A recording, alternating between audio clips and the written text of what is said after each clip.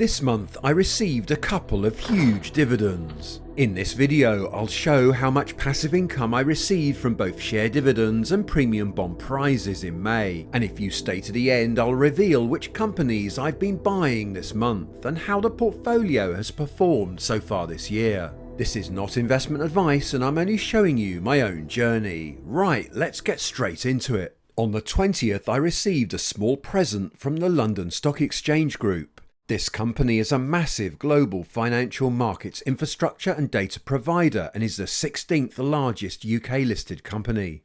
The shares are up 6.2% so far this year and they pay a small dividend of 1.8% spread over 2 payments. Now that dividend might be small, but the company has been raising the dividend year after year, a very good sign indeed. This month the London Stock Exchange Group paid me a total of £75. If you want to see how much money I hold in each of the companies mentioned in this video, then I put the totals in the video description. On the 14th it was a turn of Haleon to pay out. Haleon was part of GSK until 2022 when it was spun off as a separate entity. It's a global consumer healthcare company specialising in medicines, vitamins and oral hygiene products. Haleon is the 24th largest company in the FTSE 100. The shares are down 6.5% this year. The annual dividend is 2.1% spread over 2 payments. As you can see here, Haleon has increased its dividend payments every year since it was formed in 2022. This month, Haleon paid out a total of £85. If you are finding this content useful, then please hit the like button as it really helps out the channel. On the 27th, I received a present from Croda. This company makes a range of chemicals and ingredients for consumer and industrial markets. Croda is the 86th largest listed company in the UK. The shares are up 9% so far this year. The dividend is an above average 3.7% spread over 2 payments a year. As you can see here, the long-term dividend history looks robust, although in recent years it's been a bit flat. This month, Croda paid out a total of £115. And what am I going to do with all this money? You guessed it, I'm going to buy more shares with it, so I can get even more dividends next year. From tiny seeds, giant forests can grow. On the 29th, I received a cash reward from Greencoat Wind Energy. This company owns and operates a large portfolio of onshore and offshore wind farms across the United Kingdom. Its primary goal is to provide its shareholders with sustainable, inflation-linked dividends by selling renewable energy to the national grid. The shares are more or less unchanged so far this year, but to compensate for this, the dividend is huge at over 10%, and as you can see here, the dividend history shows an upward trend. This month, Greencoat Wind paid out a total of £195.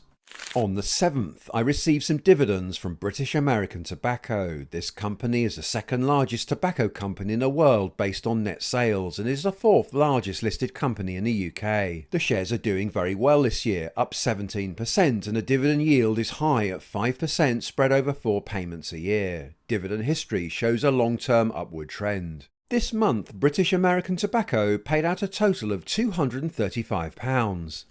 On the 19th, I received a pile of cash from Lloyds Banking Group. Lloyds is one of the UK's largest financial services organisations and is the 14th largest listed company in the UK. The shares are up only 1.8% so far this year, but the dividend is above average at 3.6% spread over 2 payments. Dividend history has been quite volatile, but since 2021, Lloyds has managed to raise the dividend consistently. This month, Lloyds Banking Group paid out a total of £430.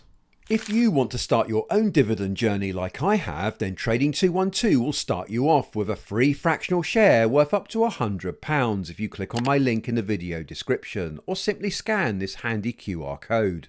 On the 14th, I received a rather hefty payment from Aviva. Aviva is a global provider of insurance, wealth management and retirement products. It's the 35th largest company in the UK, but the share price is down 8% this year. The dividend is high at 6.2% and since 2020 it's been raising that dividend.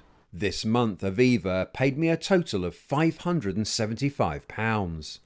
And now onto the premium bond draw.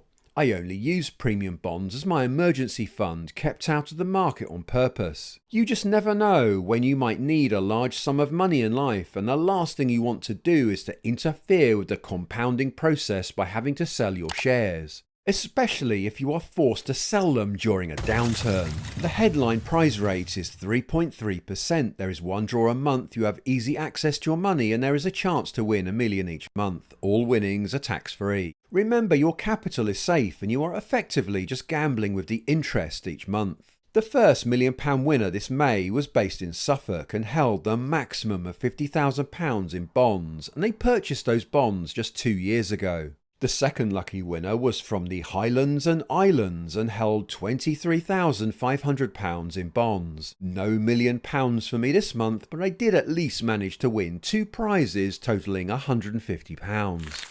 The bar on the left shows my expected average winnings so far this year with 50k invested, and the bar on the right shows what I've actually won. As you can see, I'm slightly ahead of expectation at the moment, but there is still a long way to go, and it will be interesting to see what happens as the year progresses. So the total passive income this month came to £1,860, and I'm pleased to say there is no sign of the taxman's claw. All of the companies which paid out dividends this month are safely tucked away inside my stocks and shares ISA, so it's no surprise then that the claw has gone away on vacation. Very nice. I'm sure he'll be back next month to torment me. And what a month June is going to be. In total, I'll receive 15 dividend payments, and I'm expecting it to be the highest total I've ever received. To see that video as soon as it's released, then make sure you have clicked that subscribe button. It's absolutely free. The green bars on this chart show my passive income for the first 5 months of last year, and the blue bars are for this year. All figures are after tax, so you can see what I actually get to keep. This graph shows how my average monthly share dividends has changed over time. All I've really done since I started my journey is spend less than I earn and invest the rest. Any dividends received go straight back in as well, and so the snowball grows. At the time of this video, I'm receiving an average of £1,589 a month in share dividends after tax. I could use this money to pay my bills if I wanted to, but as I still have a busy full-time job, I can just reinvest the dividends to help grow that money tree. The current dividend yield of the FTSE 100 is 3%, and my own portfolio is lower at 2.6%. However, as I've been investing for so long, and companies tend to raise their dividends over time, my yield on the actual money invested is 6.2%. Now, don't forget that dividends are only part of the story. There is capital growth as well, which combined make up the total return. So how has the actual value of my portfolio changed after the first 5 months of 2026? Well, let's take a look. My complete portfolio consists of around 30 individual stocks and 5 exchange-traded funds. At the start of the year, the portfolio stood at 690k, and at the end of May, it's increased to 767k. The stock market has been quite volatile this year. During the good times, I keep some money aside and put more in when the market dips. This explains why I've put 15k of new money in from wages and savings so far this year, much more than I would normally do.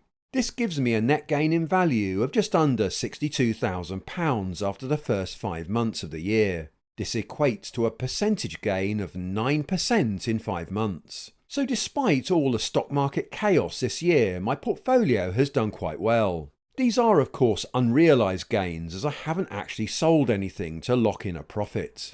So what have I been buying in May? Well, I've restarted purchases of my S&P 500 ETF. It's now the second largest holding in my portfolio. And after recent falls, I've added a bit more into National Grid. Receiving regular dividend payments can be so motivating, but did you know you could receive dividends every single month of the year by holding just 3 UK companies? To see which ones, then click this video here.